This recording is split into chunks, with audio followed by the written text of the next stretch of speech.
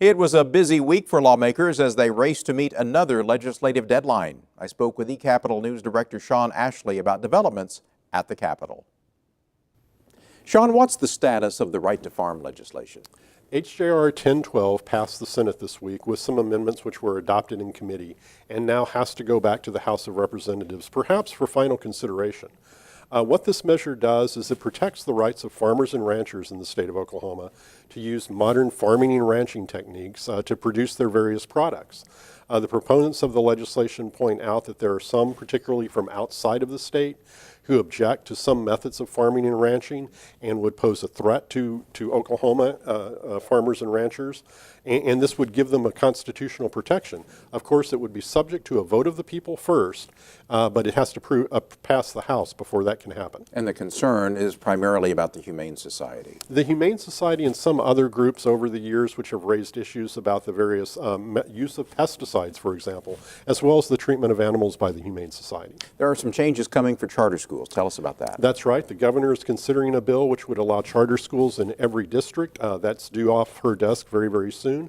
But there were a couple of other bills passed this week by the Senate which also could play into that game. One of them allows Native American tribes to begin sponsoring charter schools. Another would also allow essentially Oklahoma City and Tulsa, their city councils to sponsor charter schools. This is a new move which has never been tried before, and the bill is rather unique in that if the city is interested in doing so, it tells the local school board that it wants to do that. The school board can approve that request.